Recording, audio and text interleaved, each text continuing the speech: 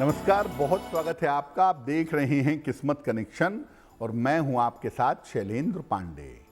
हर महीने में 2 बार एकादशी आती है और हर एकादशी अपने आप में बड़ी महत्वपूर्ण होती है, लेकिन कुछ एकादशियां महत्वपूर्ण से ज़्यादा इम्पॉर्टेंट हो जाती हैं। और आज हम एक ऐसी एकादशी की बात करेंगे जो बहुत ज़्यादा इम्पॉर्टेंट है, बहुत ज़्यादा महत्वपूर्ण है। उस एकादशी का नाम है पापांकुशा एकादशी। क्या है पापांकुशा एकादशी का महत्व, क्या है इस दिन का पूजा विधान, इस विषय पर चर्चा करेंगे। सबसे पहले जानते हैं कि एकादशी की महिमा क्या है, एकादशी के व्रत को इतना ज़्यादा महत्वपूर्ण क्यों समझते हैं। देखिए, व्रतों में प्रमुख व्रत माने जाते हैं नवरात्रि के, पूर्णिमा के, अमावस्या के और एकादशी के। उसमें भी सबसे बड़ा व्रत एकादशी का व्रत माना जाता है। चंद्रमा की स्थिति के कारण व्यक्ति की मानसिक और शारीरिक स्थिति खराब और अच्छी होती रहती है। चंद्रमा जैसा आपकी कुंडली में है और जैसा ब्रह्मांड में है, वो आपके मन पर अच्छा और बुरा असर डालता है। ऐसी दशा में एकादशी के व्रत से चंद्रमा के हर खराब प्रभाव को रोका जा सकता है। अगर आप एकादशी का व्रत रखते हैं तो चंद्रमा के खराब प्रभाव को रोक लेंगे, यहाँ तक कि ग्रहों के असर को भी काफी हद तक आप कम कर ले जाएंगे। क्योंकि एकादशी का व्रत एकमात्र ऐसा व्रत है जो आपके शरीर के अलावा आपके मन पर असर डाल देता है। और चूंकि ये मन पर असर डालता है, इसीलिए आपके सोच पर, आपके स्वभाव पर, आपके मन पर बहुत अच्छा प्रभाव पैदा कर सकता है। इसके अलावा जब आप एकादशी का व्रत रखते हैं तो आपके जो अशुभ संस्कार हैं, जो नकारात्मक संस्कार हैं, उन संस्कारों को भी एकादशी का व्रत रख करके नष्ट किया जा सकता है।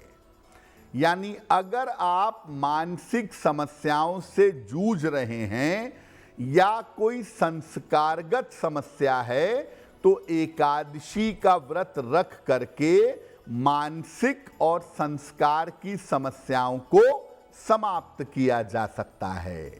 एकादशी का महत्व हमने आपको बता दिया।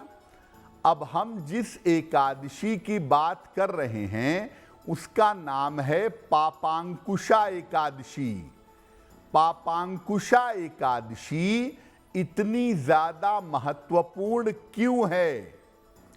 देखिए, वैसे तो हर एकादशी अपने आप में महत्वपूर्ण है, लेकिन पापांकुशा एकादशी एक ऐसी एकादशी है जिसका व्रत रखने से, जिसका पालन करने से स्वयं के साथ साथ दूसरों को भी लाभ पहुंचता है।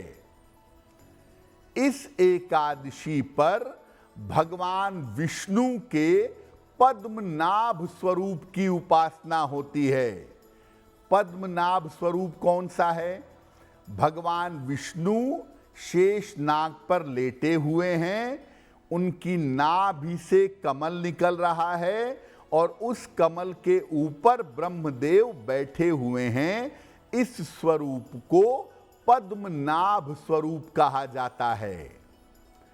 पापांकुशा एकादशी का जब आप व्रत रखते हैं तो आपका मन शुद्ध होता है, आपके गलतियों का, आपके पापों का प्रायश्चित होता है। और जब आप पापांकुशा एकादशी का व्रत रख करके प्रार्थना करते हैं तो माता पिता और मित्र की पीढ़ियों को मुक्ति मिलती है।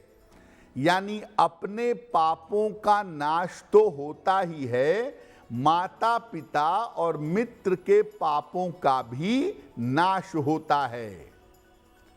इस बार जो पापांकुशा एकादशी का संयोग है वो 14 अक्टूबर को है। इसका पालन हम सबको करना चाहिए अपने पापों के प्रायश्चित करने के लिए और अपने परिवार के लोगों को भी पापों से मुक्ति दिलाने के लिए।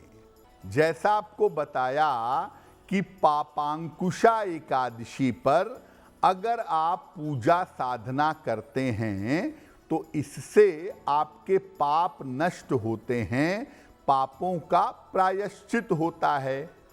और इसके लिए आप पापांकुशा एकादशी पर भगवान पद्मनाभ की पूजा करेंगे। कैसे करेंगे? प्रातः काल या सायंकाल श्री हरि के पद्मनाभ स्वरूप का पूजन करें। पद्मनाभ स्वरूप के बारे में आपको बताया। मस्तक पर सफेद चंदन या गोपी चंदन लगा करके पूजा करेंगे।